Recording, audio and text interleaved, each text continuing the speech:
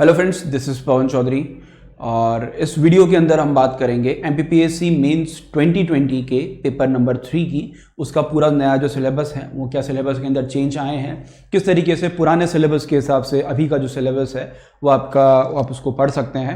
इन सब चीज़ों के बारे में हम इस पूरे वीडियो में बात करेंगे। इसके पहले दो वीडियो के अंदर में पेपर 1 और पेपर 2 इन दोनों के बुक लिस्ट और उसके अलावा उसको पढ़ने की स्ट्रेटेजी, कौन सी वेबसाइट्स के द्वारा उसको हम पढ़ सकते हैं, ये सब बातें ऑलरेडी मैं पिछले दो वीडियो में कर चुका हूँ। वो वीडियो अगर आपने नहीं देखे हैं तो ऊपर आई बटन में आपको मिल जाएगा या इस लेक्चर के डिस्क्रिप्शन के अंदर भी उन दोनों लेक्चर्स की जो लिंक है वो लिंक दी हुई है। ठीक है, तो अनअकैडमी पर मैं आपको एमपीपीएससी में प्लस कैटेगरी के अंदर आपको पढ़ाता हूं और कौन कौन से कोर्सेज मेरे चल रहे हैं पहले वो थोड़ा शॉर्ट में बता देता हूं। एमपीपीएससी मेंस पेपर 1 उसके अंदर आपका पूरा मेंस का पेपर 1 का पूरा सिलेबस, एमपीपीएससी मेंस पेपर 2 का पूरा सिलेबस मैं आपको कंप्लीट कर रहा हूं। पेपर 3 और पेपर 4 चारों जो कोर्सेज है वो आप लोगों के लिए अवेलेबल है फॉर द 2019 के लिए, 2019 के लिए। उसके अलावा 2020 का जो सिलेबस है, 2020 का जो प्रीलिम्स है, उसके लिए आपका दो पार्ट के अंदर, पार्ट 1 एंड पार्ट 2 दोनों पार्ट्स के अंदर अगले 3 महीने के अंदर, मतलब फरवरी, मार्च, अप्रैल और आधा मई, तकरीबन 3-3.5 महीने के अंदर पूरा जो सिलेबस है वो मैं आपको यहाँ पे 2020 का सिलेबस अभी यहाँ पे कंप्लीट करवाऊंगा, जिसके अंदर आपको वीकली क्विज और कई सारे दूसरे बेनिफिट्स मिलेंगे। ठीक है, कोड आपको यूज करना है पवन लाइव। इस कोड का भी यूज करेंगे तो you will get the 10% instant discount on the plus courses और रोज अगर आप अनअकैडमी पे लेक्चर्स देखते हैं तो 10% एक्स्ट्रा डिस्काउंट जो है उसके लिए आपको यहाँ पे मिल जाएगा। इस प्रकार से 20% डिस्काउंट जो है इन प्लस कोर्सेज के ऊपर आप यहाँ पे पा सकते हैं। चलिए तो बात करते हैं पेपर 3 की। Paper 3 is the science and technology. पहले भी साइंस एंड टेक्नोलॉजी था, बस इसमें अंतर ये है कि पहले इसके अंदर इकोनॉमिक्स के पार्ट बहुत सारे थे, अब इकोनॉमी का जो पार्ट है वो इससे भी यहाँ पे हटा दिया गया है। तो यूनिट 1 जो इसकी है पूरे यूनिट के अंदर डिवाइडेड है, यूनिट 1 2 3 4 5, फिर यूनिट 1 2 3 4 5 इस तरीके से। तो बेसिक आपका जो साइंस है, work, power, energy, gravitational force, frictional, atmosphere, pressure, work वगैरह, तो ये पूरा यूनिट 1 है।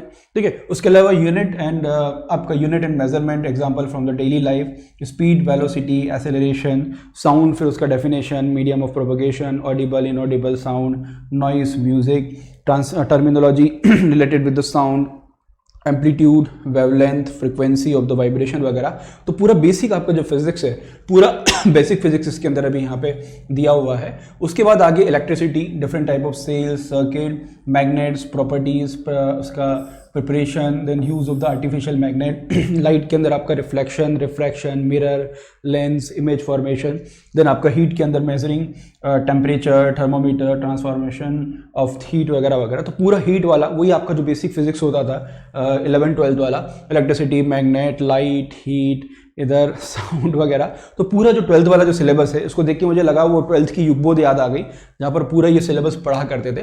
तो ये पूरा आपका फिजिक्स यहाँ पर कवर होगा।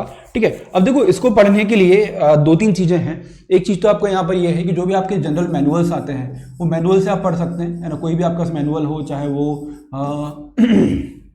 यूनिक का हो, टीएमएच का हो, किसी दूसरे उसका मैनुअल हो, तो वो मैनुअल से आप पढ़ सकते हैं। उसके अंदर सब बेसिक चीज़ें भी यहाँ पे दी हुई है। दूसरा सबसे अच्छा तरीका मैं आपको बताता हूँ वो है आपका एनसीईआरटी। उसके अंदर क्या होता है कि जो नॉन साइंस स्टूडेंट हैं, जो कॉमर्स के या आर्ट्स के या दूसरे किसी स्ट्रीम के स्टूडेंट हैं, उनको बड़ा दिक्कत होता है मैनुअल से समझने के लिए, बट वो एनसीईआरटी से पढ़ोगे ना तो ईजिली आपको समझ में आ जाएगा। ठीक है, यू कैन ईजिली आइडेंटिफाई कि अभी क्या चीज़ अभी यहाँ पे हो रही है, क्योंकि उसमें वहाँ पर आपको 6th क्लास के स्टूडेंट के तौर पर, 7th क्लास के स्टूडेंट के तौर पर, 8th क्लास के स्टूडेंट के तौर पर इस तरीके से चीज़ें जो हैं वो चीज़ें आपको बताई जाती है। तो उसके अंदर उन चीज़ों को जो समझना है वो समझना आपके लिए थोड़ा सा आसान हो जाता है। तो इसके अंदर बेसिकली क्या करें, 2 तरीके से एनसीईआरटी साइंस का पढ़ सकते हो। पहला तरीका तो यहाँ पर ये है कि 6ठी से लेकर 10वीं तक का जो पूरा एनसीईआरटी है वो एक एक करके आप पूरा पढ़ लो। पहले 6, फिर 7, फिर 8, फिर 9, फिर 10 इस तरीके से। दूसरा तरीका यहाँ पर ये है, उसको आप डिवाइड कर लो बिटवीन द फिजिक्स, केमिस्ट्री और बायो, है ना। बताता हूँ थोड़ा डिटेल में। तो उसको आप क्या करें कि उसको जो पूरा एनसीईआरटी है, अब उसके अंदर पूरे 6 से लेकर 10 तक आपको पूरा पढ़ना है। ठीक है, तो आप क्या करें, क्लास 6 के अंदर जो भी आपके फिजिक्स के टॉपिक हैं, जो आपके केमिस्ट्री के टॉपिक हैं, जो बायोलॉजी के टॉपिक हैं, इनको अलग कर लें। सेम चीज़ 7th में भी करें, सेम चीज़ 8th में भी करें, सेम चीज़ 9th में भी करें, सेम आपके 10th में भी करें, ठीक है। अब इसमें से फिजिक्स का पार्ट इसका फिजिक्स का पार्ट, इसका फिजिक्स का पार्ट, इसका फिजिक्स का पार्ट, इसका फिजिक्स का पार्ट, तो ये सब पार्ट निकाल लें और इसको फिजिक्स पढ़े, फिर सेम केमिस्ट्री के साथ में करें, सेम बायो के साथ में करें। तो ये क्या होगा कि एक पर्टिकुलर टॉपिक आपका जो पीसीबी है वो अलग अलग अभी यहाँ पे प्रिपेयर हो जाएगा। वैसे छठी के अंदर बहुत ज़्यादा कुछ नहीं दिया गया है, इसको ऐसे रीड करके छोड़ दे तो ठीक है। 7वीं 8वीं 9वीं 10वीं में काफ़ी चीज़ें हैं, 9वीं 10वीं थोड़ा सा एडवांस लेवल है, तो अब ये मत करना है कि जो 7वीं 8वीं में दिया हुआ है वो तो 9वीं 10वीं में भी दिया है, तो डायरेक्ट 9 10 पढ़ लें। लेवल बहुत अंतर है, बहुत हाई लेवल अभी यहाँ पर है इसका, तो इसके लिए 7th और 8th को इग्नोर ना करें, इसको पढ़ने के बाद ही 9 10th अभी यहाँ पे पढ़े।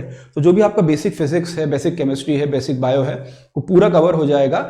एंड दूसरी चीज़ कि जो नॉन साइंस वाले स्टूडेंट हैं वो इसको इग्नोर ना करें, वो एनसीईआरटी जरूर पढ़ें, है ना, उनके लिए बहुत ज़्यादा जरूरी। जो साइंस बैकग्राउंड वाले स्टूडेंट हैं, इंजीनियरिंग वाले या जो साइंस वाले हैं, उनके लिए ठीक है, उनको अगर नहीं पढ़ा होगा बहुत टाइम से तो एक बार पढ़ने में, शायद 2 बार पढ़ने में समझ मैनुअल से भी आ जाएगा, ठीक है। उनको भी बोलता हूँ एनसीईआरटी को इग्नोर ना करें, ठीक है। Don't underestimate the power of NCERT. Unit 2 आपका एलिमेंट कंपाउंड एंड मिक्सचर, पूरा आपका केमिस्ट्री इसके अंदर है, उसका definition, chemistry symbol, properties, availability on the earth, material, metal, non metal, periodic table, periodicity, ठीक है। उसके बाद आपका atom, atomic structure, valency, bonding, nuclear fusion, nuclear fission वगैरह, acid, base, salt, pH values, indicators वगैरह, ठीक है। फिजिकल एंड केमिकल चेंजेस, आपके chemistry in the daily life, है ना, रोज की लाइफ में जो भी केमिस्ट्री वगैरह यूज होता है, एसिड, बेस, सॉल्ट, सब बेसिक फैक्ट्स हैं आपके केमिस्ट्री के। और ये जितनी भी चीज़ें हैं सब एनसीईआरटी से एक एक चीज़ कवर हो जाएगी, ठीक है। उसके अलावा मैनुअल पढ़ोगे तो मैनुअल से तो हो ही जाएगी। उसके बाद यूनिट 3 है, यूनिट 3 इज अ बायोलॉजी, जिसके अंदर आपका microorganism and organic farming, अच्छा टॉपिक है। ऑर्गेनिक फार्मिंग दिया उसने, सेल, उसका structure, function, classification of animal and plant cell वगैरह, तो वही आपका पूरा क्लासिफिकेशन वगैरह पढ़ना है, जो आई थिंक 9th की बायो में दिया हुआ है। Nutrition in the plant, animal, human being, balance diet, vitamins, deficiency, disease उसके कारण जो होती है, हार्मोन्स वगैरह, तो ये सब बेसिक बहुत टॉपिक हैं, काफ़ी इंपॉर्टेंट है, डाइट्स और विटामिन वगैरह वगैरह। तो ये हेल्थ वाले टॉपिक के अंदर वहाँ पर भी काम आएंगे और यहाँ पर भी काम आएंगे, ठीक है। Body organs of the human being, structure in the functioning, respiration in the organism, ठीक है। अलग अलग आपके ह्यूमन बीइंग के अंदर, आपके प्लांट्स के अंदर, आपके दूसरे जो भी ऑर्गेनिजम्स होते हैं उनके अंदर रेस्पिरेशन का जो पूरा प्रोसेस है, वो पूरा प्रोसेस, तो वही आपके न्यूट्रिशन है, रेस्पिरेशन है, सेल टाइप है, तो बेसिक बायोलॉजी इसके अंदर है। Transportation in animal and plants, ठीक है, reproduction in the animal and plants, ठीक है, हेल्थ एंड हाइजीन और हेल्थ हाइजीन और डिसीज वगैरह पूरा, तो ये सब बेसिक पार्ट्स हैं। ये सब बेसिक पार्ट आपके बहुत बेसिक बायोलॉजी है। और ये 6ठी से 10वीं तक का जो आपका एनसीईआरटी है, उस एनसीईआरटी में पूरा सिलेबस कंप्लीट हो जाएगा, ठीक है। अगर थोड़ा दम है तो 11th 12th की पढ़ लो, बट आई विल सजेस्ट कि ना पढ़ो तो ज़्यादा अच्छा है। अगर बायोलॉजी आपका रहा होगा तो ये सब टॉपिक ऑलरेडी आपके हो जाएंगे, बट 6ठी से 10वीं तक एनसीईआरटी आप पढ़ लो, और दूसरे बाद उसके बाद मैनुअल तो आपको पढ़ना ही है। तो उसमें आपका पूरा पेपर 3 का जो सिलेबस है मतलब आपका जो यूनिट 3 1 2 3 पूरा आप यहाँ पे कवर हो जाएगा। यूनिट 4 भैया कंप्यूटर दे दिया उसने, type of computer, characteristic and generation, पता नहीं प्री में बड़ी मुश्किल से थोड़ा बहुत पीछा छूटा था कंप्यूटर से, अब मेंस के अंदर पूरा पकड़ा दिया उसने, लो पढ़ो, ठीक है। मेमोरी, इनपुट एंड आउटपुट, आपके storage devices, software and hardware, operating system, Windows, use of Microsoft office, बहुत ही बेसिक चीज़ें हैं। Computer languages, translation, translator, compiler, interpreter, assembler, बहुत basic. Internet, email, social media, e governance, difference use, आपके जो portals हैं, sites हैं, website हैं, वेब पेजेस हैं, उनके आपके अलग अलग जो पोर्टल्स वगैरह हैं वो सब इसके अंदर यहाँ पे किए गए हैं। तो इसके लिए आप क्या करेंगे, आप देखो इसके लिए एक सबसे जो सिंपल तरीका है, ये 3 अगर मैं बात करूँ इन तीनों की या पूरे की अगर मैं बात करूं, तो जो भी बैंक वगैरह के नोट्स आते हैं ना, बैंक के या एसएससी का, या आप थोड़ा सा अगर लेवल बढ़ा लो तो ठीक है, बैंक वगैरह का जो एग्जाम होता है जिसके अंदर कंप्यूटर का एक पार्ट होता है, तो वो आप कोई नोट्स देख लो किसी वेबसाइट के ऊपर, जैसे बैंकर अड्डा वगैरह के ऊपर, या एसएससी अड्डा पे मिल जाए, या आपको कोई और नोट्स वहाँ पे मिल जाए, तो बेसिक नोट्स से आपको पूरा टाइप, आपका टाइप, कैरेक्टरिस्टिक, जनरेशन वगैरह वगैरह सब कुछ कवर हो जाएगा। हम तो मेंस में पढ़ेंगे ही पढ़ेंगे, बाकी नोट्स के लिए बता रहा हूँ कि वो उन चीज़ों से आप पढ़ सकते हैं। उसके अलावा आपके लैंग्वेज, ट्रांसलेटर सब कुछ है, internet, email, social media, e governance, सब ये सब तो आपको पता ही है, बट आपको मेंस के लिए लिखना है तो थोड़ा सा इंटरनेट के बारे बारे में नेट पे सर्च कर लो, गूगल पे टाइप करो इंटरनेट, तो पूरा बता देगा, पूरा हिस्ट्री बता देगा। ईमेल है, सोशल मीडिया है, ई गवर्नेंस है, ये सब हो जाएगा। अब थोड़ा सा अगर आपको अच्छे से ही पढ़ना है तो एक एग्ज़ाम होता है एसओ का, स्पेशलिस्ट ऑफिसर, आपके आईटी ऑफिसर या ये सब एग्ज़ाम होता है ना आपका बैंक का, तो वो आईटी ऑफिसर की जो बैंक बुक होती है, उस बुक के अंदर आपको काफ़ी सारे जो डिटेल के अंदर ये सब चीज़ें हैं वो यहाँ पे, ये सब चीज़ें भी यहाँ पे मिल जाएगी। बट उसके अंदर एमसीक्यू का बेस ज़्यादा होगा यहाँ पे, तो उससे पढ़ सकते हो। उसके अलावा जो लोग ये कंप्यूटर हार्डवेयर वगैरह के कोर्स करते हैं या इस प्रकार के कोर्स करते हैं, उनकी जो किताबें होती हैं उसके अंदर बेसिक काफ़ी अच्छा होता है, तो उसका भी यूज़ आप यहाँ पर कर सकते हो। उसके अंदर थ्योरी बड़ी अच्छी देती है कि कंप्यूटर कितने प्रकार होते हैं, लैंग्वेज कितने प्रकार होते हैं, वो उसका थ्योरी बड़ा अच्छा होता है, तो वहाँ से उसका जो थ्योरी है वो थ्योरी अभी यहाँ पर आप पढ़ सकते हो। ठीक है, यूनिट 5 बोलती है numbers and it's type, method of unit measurement, equation and factors, मतलब आपका वही मैथमेटिक्स आ गया, एप्टीट्यूड यहाँ पर आ गया, नंबर फंक्शन पूरा, मेजरमेंट, इक्वेशन ये वगैरह, profit and loss, percent, simple and compound interest, ratio, proportion, है ना। तो मुझे लगा था कि नए सिलेबस में कम से कम मैथ्स नहीं देगा, लेकिन लगे हैं। Statistic, probability, measurement, central tendency, mean medium, mode median वगैरह भी दे दिया, वेरिएशंस, टाइप ऑफ सैम्पलिंग वगैरह। ये थोड़ा सा उसने ना गलत किया, है ना, ये टॉपिक नहीं देना था, लेकिन अब क्या कर सकते हैं, दे दिया उसने। खैर मीन मोड मीडियन बहुत ज़्यादा टफ नहीं है, बेसिक आपने 9th-10th के अंदर पढ़े ही होंगे, तो ये आप पढ़ सकते हो। अब इसके लिए आप ये कर सकते हो कि जो आपके एनसीईआरटी की बुक्स होती है या एमपी बोर्ड की जो बुक होती है उसके अंदर ये टॉपिक सब दिए हुए हैं, आप चाहो तो वहाँ से पढ़ सकते हो, या अब इसका मैं बताऊं तो नेट के ऊपर कुछ वीडियोस वगैरह आपको मिल जाएंगे मीन मीडियम वगैरह के, उससे निकालना सीख सकते हो। प्लस में हम पढ़ेंगे तो ऑलरेडी उसको हम फाइंड आउट करेंगे ही करेंगे। ठीक है, सो ये आपका यूनिट 5 हुआ, है ना, तो थोड़ा छोटा पेपर लग रहा है। यूनिट 6 आपका हो गया communicable disease and their prevention, है ना, ये पेपर 2 के अंदर भी डिजीज की बात कर रहा था, फिर से आ गया। National vaccination programme, primary knowledge of the AYUSH, Ayurveda, yoga, Unani, Siddha, homeopathy. तो जब मैंने लास्ट टाइम हेल्थ पढ़ाया था तो स्टूडेंट को मैंने आयुष नहीं दिया था उसके अंदर, लेकिन फिर भी आयुष की बेसिक चीज़ें मैंने ऐसे बता दी थी बच्चों को। अब उसने इंस्पायर होकर सिलेबस के अंदर डाल दिया, तो ठीक है, आयुर्वेद की टेक्नोलॉजी जो है, योग, यूनानी वगैरह, सोदा आपका, सिद्धा, होम्योपैथी, नेचुरोपैथी, आपका दूसरे भी इस तरह की कई सारी चीज़ें होती है, तो वो बेसिक चीज़ें भी सावा रिक्पा वगैरह सब कुछ उसके अंदर हम देख लेंगे। ठीक है, हेल्थ रिलेटेड आपके important welfare scheme of the central and state government. देखो ये क्या है कि आयुष जो मिनिस्ट्री है, उस आयुष मिनिस्ट्री की वेबसाइट से मैंने नोट्स बनाए थे, तो काफ़ी अच्छा उसके अंदर दिया गया है, तो वहाँ पर ये पूरा जो नोट्स है ऑलरेडी आपको यहाँ पे मिल जाएगा। ठीक है, उसके बाद health related important welfare scheme of the central and state government, राज्य और केंद्र सरकार की स्वास्थ्य संबंधी स्कीम। इसके लिए बहुत ही अच्छी वेबसाइट मैं आपको बताता हूँ, मज़ा आ जाएगा थोड़ा सा रिसर्च करने में, पढ़ने में अगर इंटरेस्टेड है। वेबसाइट का नाम है विकासपीडिया, है ना। अब पता नहीं सरकार की है या कोई प्राइवेट है, जो भी है, बट वो कहीं ना कहीं गवर्नमेंट से एफिलिएटेड है। विकासपीडिया नेट पर सर्च करना, ये वेबसाइट आपको यहाँ पे मिलेगा।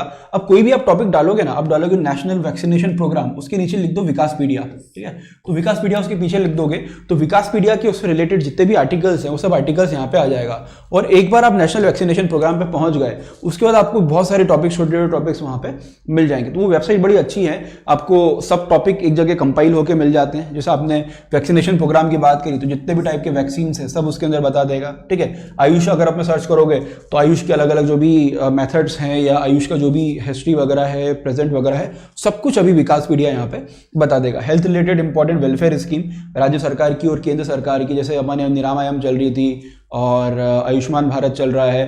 ठीक है, ऐसी अलग अलग कई सारी स्कीम्स है अलग अलग राज्य सरकारों की। ये तो सिर्फ आपके पब्लिक हेल्थ की हो गई, उसके अलावा भी कई सारी हेल्थ वेलफेयर की स्कीम है, बेटी बचाओ बेटी पढ़ाओ, या दूसरी भी जो वुमेन एम्पावरमेंट की या चाइल्ड एम्पावरमेंट की स्कीम है जो हेल्थ से रिलेटेड हो सकती है या कहीं ना कहीं जो है वो हेल्थ एंड वेलबींग से रिलेटेड है, तो वो सभी स्कीम अभी आएगी। Major health organisation of the central and the state government, राज्य और केंद्र सरकार के प्रमुख आपके जो स्वास्थ्य संगठन है। ठीक है, तो एक तो इंटरनेशनल लेवल WHO हो गया, अब उसके अंदर आपका जो है अलग अलग हेल्थ डायरेक्टरेट हो गया स्टेट के अंदर, या हेल्थ मिनिस्ट्री हो गया, उसके अंदर अलग से आपका फिर नेशनल आपका जो नेशनल हेल्थ मिशन हो गया, उसके पार्ट हैं RCH वगैरह ये वो करके, तो वो मेजर हेल्थ ऑर्गेनाइजेशन उसके अंदर हो जाएंगे। ऐसे नेट पे सर्च करोगे तो कई सारी बॉडीज आपको मिलेंगी। कुछ बॉडीज जो है वो गवर्नमेंट के लिए दवाइयाँ परचेस करती है, कुछ रिसर्च करती है, आपका जो प्रधानमंत्री जन औषधि योजना है, या ऐसी कई सारी चीज़ें आपको यहाँ पर मिल जाएगी। विकासपीडिया का आप ध्यान रखना बहुत ही इंपॉर्टेंट है ना। मैं अपने नोट्स बनाने का सीक्रेट है, वो सीक्रेट इन वीडियोस के अंदर खोल रहा हूँ कि मैं अपने नोट्स कैसे प्रिपेयर करता हूँ, ठीक है। वो सबको पता होना चाहिए, वो कोई सीक्रेट नहीं होना चाहिए, कोई कोको कोला का रेसिपी तो है नहीं। तो वहां से आप अगर करोगे ना तो काफी चीजें आपको यहाँ पे मिल जाएगी, ठीक है। उसके बाद यूनिट नंबर 7 बोलता है effect and development of the human life, limitation and indigenous technology. तो जो बेसिक टेक्नोलॉजीज वगैरह हैं, history of remote sensing in India, ठीक है। तो जो भी रिमोट सेंसिंग है इंडिया के अंदर, उसका हिस्ट्री क्या है, क्या उपयोग किया जाता है। तो थोड़ा सा रिमोट सेंसिंग आप जब पढ़ोगे इसका हिस्ट्री, तो थोड़ा सा महाभारत के पीरियड में भी आपको कई सारी चीज़ें इसके अंदर मिल जाएंगी, जो एक माइथोलॉजिकल स्टोरीज है, लेकिन फिर भी आप थोड़ा बहुत उसके अंदर लिख सकते हो। इंडियन स्पेस रिसर्च ऑर्गेनाइजेशन मतलब आपका ISRO, Raja Ramanna centre for advance technology RRCAT जो आपके इंदौर के अंदर है, ठीक है।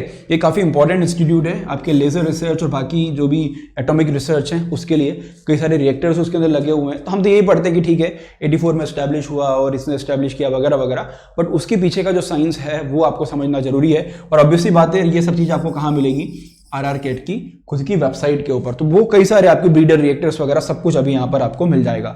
Satish Dhawan space centre SCDC Sriharikota के अंदर, डिफेंस आपका DRDO हो गया, या भाभा एटॉमिक रिसर्च सेंटर हो गया, okay, Tata institute of fundamental right हो गया, TIFI मुंबई हो गई। तो ये इनकी पर्टिकुलर वेबसाइट पे आप जाओगे ना तो you get each and everything, सब कुछ आपको उसके अंदर अभी यहाँ पे मिल जाएगा, ठीक है। उसके बाद टाटा इंस्टीट्यूट हो गया, उसके बाद national atmospheric research laboratory NARL Tirupati, ठीक है। Liquid propulsion system centre Bangalore, space application centre Ahmedabad, Indian deep science network उसके बाद आपका Ramnagar Indian space data centre, then आपके विक्रम साराभाई स्पेस सेंटर आपका तिरुवनंतपुरम का, Indian institute of science and technology वगैरह तिरुवनंतपुरम के अंदर आपका नेशनल रिमोट सेंसिंग हो गया, आपका Indian institute of remote sensing हो गया, ठीक है। ये जितने भी तमाम तरह के जो इंस्टीट्यूशंस है ये सब इंस्टीट्यूशन, और नीचे लिखा है given information of above institute, ये सभी की जानकारी आपको यहाँ पे बेसिक होना चाहिए। तो 3 नंबर के अंदर 5 नंबर के अंदर ये कई बार टॉपिक अभी यहाँ पे आ सकते हैं। तो बहुत ही बेसिक टॉपिक है। इनकी वेबसाइट खोलो, वेबसाइट के अंदर आपको you get each and everything, सब कुछ अभी आपकी वेबसाइट के ऊपर। एस्टैब्लिशमेंट कब हुआ, अब इनमें क्या आपको देखना है, बेसिकली एस्टैब्लिशमेंट कब हुआ, उसका विजन क्या है, तो उनकी वेबसाइट में विजन है, उनका मिशन है, सब कुछ मिल जाएगा। तो इनकी वेबसाइट के अंदर अबाउट अस का सेक्शन होगा, उस अबाउट अस के सेक्शन में आपको सब चीज़ें अभी यहाँ पर मिल जाएगी। एस्टैब्लिशमेंट, विजन, मिशन, अभी तक जो प्रोग्राम्स उन्होंने लॉन्च किए हैं सब कुछ मिल जाएगा, ठीक है। उसके बाद यूनिट नंबर जो 6 है, यूनिट नंबर 6 बोलता है कि जनरेशन ऑफ द आपका जियो स्टेशनरी सैटेलाइट, ठीक है, लॉन्च व्हीकल GSLV है।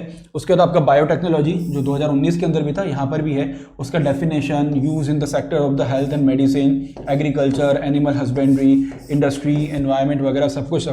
तो ये आपको विकासपीडिया पे भी मिलेगा, और बेसिक आपका जो NCERT है शायद 12th का है वहां पे मिलेगा। खैर मैं NCERT नहीं सजेस्ट करूंगा इसके लिए, बायोटेक्नोलॉजी के लिए। तो बेसिक आपको नेट के ऊपर बेसिक चीजें मिल जाएंगी। उसके अलावा कोई भी बायोटेक का किताब है या आपका नॉर्मल साइंस का किताब है उसमें ये टॉपिक आपको मिल जाएगा, ठीक है। तो वो पढ़ सकते हो। थोड़ा डिटेल में पढ़ना है तो विकासपीडिया या नेट से पढ़ लो। उसके बाद आपके क्लोन्स हैं, रोबोट्स हैं, आर्टिफिशियल इंटेलिजेंस है, देन आपके पेटेंट एंड राइट्स हैं, इंटेलेक्चुअल ट्रिप्स और ट्रिम्स हैं। तो ये बेसिक टॉपिक्स ऑलरेडी आपको 2019 में भी थे, अभी भी है। तो ट्रिप्स एग्रीमेंट हो गया, contribution of Indian in the field of the science and technology, ये पूरा टॉपिक यहाँ पर हो गया। अब इसके लिए बहुत अच्छी किताब बताता हूँ मैं, अगर आप परचेज कर सको तो वो होता है आपका साइंस एंड टेक का स्पेक्ट्रम, ठीक है। तो वो जो स्पेक्ट्रम है उसके अंदर ऐसे कई सारे जो टॉपिक्स हैं वो टॉपिक्स अभी यहाँ पे दिए गए हैं। तो स्पेक्ट्रम के अंदर से आप यहाँ पे पढ़ सकते हो। स्पेक्ट्रम एक पब्लिकेशन है, काफ़ी अच्छी किताबें आती हैं उसकी। साइंस एंड टेक, जैसे आपने स्पेक्ट्रम का इंडियन मॉडर्न हिस्ट्री पढ़ा होगा ज़्यादातर लोगों ने, तो उसके अंदर काफ़ी सारी चीज़ें हैं। साइंस एंड टेक उसका काफ़ी अच्छा किताब आता है, हिंदी इंग्लिश दोनों में आता है और बहुत ही अच्छी किताब है। उसके अंदर जितने भी टॉपिक है ना, ये हेल्थ डेवलपमेंट और ये टॉपिक सब कुछ उसके अंदर मिल जाएगा। चंद्रशेखर वेंकट रमन, हरगोविंद खुराना, जगदीश चंद्र बोस, होमी जहांगीर भाभा, एक अलग से लेक्चर उसके अंदर एक टॉपिक है, उसके अंदर ये सब के बारे में, इन सब के बारे में दिया गया है। विश्वेश्वरैया, श्री रामानुजन, विक्रम साराभाई, अब्दुल कलाम, है ना, Satyendra Nath Bose, then Raja Ramanna, okay.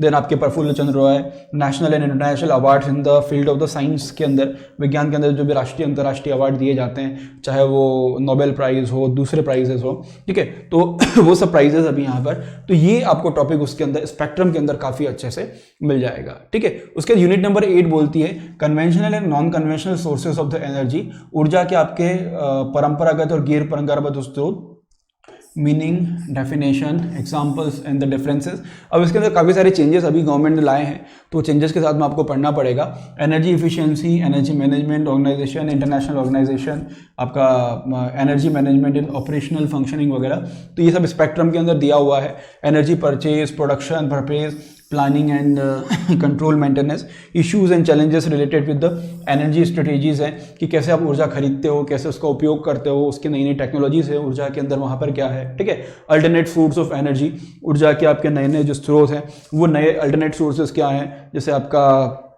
Geothermal हो गया, बायोमास हो गया, ओके। उसके अलावा दूसरे आपके सोलर एनर्जी हो गई, विंड एनर्जी हो गई, तो जितने भी प्रकार के जो रिसोर्सेज हैं ये सब रिसोर्सेज आपको यहाँ पर मेंशन करना है। और ये सभी resources each and everything to the point कहाँ मिलेगी, स्पेक्ट्रम में, है ना।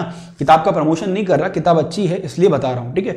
जितनी भी किताबें मैंने इस वीडियो में, पुराने वीडियो में बताई हैं यहाँ पे, उसमें किसी भी किताब का प्रमोशन नहीं है, बस किताब अच्छी है, मुझे पसंद है, मैंने उनसे पढ़ा है, इसलिए बता रहा हूँ आपके भले के लिए, ठीक है। बाकी आपको अगर और कोई किताब अच्छी लगती है तो दिस इज योर चॉइस, ये मेरा मैटर नहीं है, ठीक है। उसके definition, scope and dimension of the environment, तो पूरा एनवायरमेंटल स्टडी दिया है, फिजिकल, इकोनॉमिक, कल्चरल, आपका एजुकेशनल, साइकोलॉजिकल, है ना, ये सब है। Effects of the human activities on the environment, ethics and values related on the environment, ठीक है। उसके अंदर आपका जो कई सारे प्रोग्राम्स चलते हैं, issue and challenges with environmental cause and effect of the environmental education, eco friendly technologies, conservation energy, है ना, ये इको फ्रेंडली टेक्नोलॉजी है, इसके ऊपर कई सारे रिसर्च आजकल चल रहे हैं और कई सारी नई नई टेक्नोलॉजीज आपको यहाँ पे मिल जाएगी।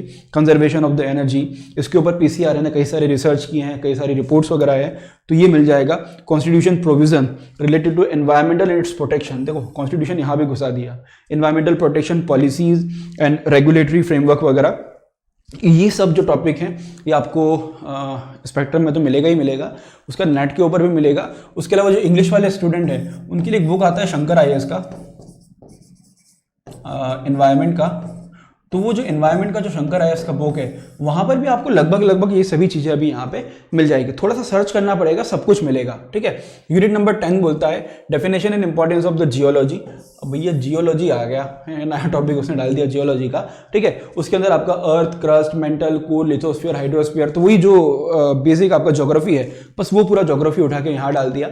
Origin, age of the earth, geological time scale, rock definition, types of rock, igneous, sedimentary, metamorphic rock, minerals and ore, fossil, weathering, erosion, formation of soil, ground water, natural coal, natural oil, gas वगैरह वगैरह, जितने भी आपके ज़मीन के अंदर से जितने भी रिसोर्सेज निकलते हैं, रॉक्स निकलते हैं, सब अलग अलग टाइप के रॉक्स, फॉर्मेशन वगैरह वगैरह, ये सब कुछ टॉपिक जो है इसके अंदर अभी यहाँ पर आपको कवर हो जाएंगे यूनिट नंबर 10 के अंदर। तो बहुत ही अच्छा सिलेबस है इसका, पेपर नंबर 10 का पे आपके यूनिट 10 के अंदर। तो इसके लिए आप जो है वो जियोलॉजी के अंदर, अब इसका किताब में क्या बताऊँ, ये आपको बेसिक चीज़ें, आपकी जो बेसिक ज्योग्राफी की जो किताब होती है ना, जैसे GC लियोंग हो गई या सविंद्र सिंह तो नहीं बोलूँगा मैं, NCERT के अंदर कुछ चीज़ें दी गई है, तो बहुत ही बेसिक चीज़ें हैं, ये आपको आराम से ज्योग्राफी की किताब के अंदर या इवन NCERT के अंदर भी जो टॉपिक दिए हैं तो काफ़ी सारी चीज़ें अभी यहाँ पे मिल जाएंगी, तो वहाँ से इन चीज़ों को आप यहाँ पे कवर कर सकते हो, ठीक है। उसके अलावा प्लस में जब मैं आपको पढ़ाऊँगा तो वो तो सब टॉपिक आपको कवर वहाँ पे किए जाएंगे, ठीक है। तो क्या करना है आपको प्लस लेने के लिए, सिंपल से मेरा जो कोड है पवन लाइव का उपयोग करना है। उसके अलावा इस चैनल के ऊपर भी कुछ वीडियोज़ हैं, वो वीडियोज़ में डालूंगा जिसके अंदर हम कई सारे इस प्रकार के टॉपिक है 2020 के, 2019 के कई सारे टॉपिक इस चैनल के ऊपर हम पढ़ेंगे। So that's all for this lecture friends. I hope ये पूरा वीडियो आपको पसंद आया होगा और आपकी प्रिपरेशन के अंदर काफ़ी आपको हेल्प करेगा। Thank you.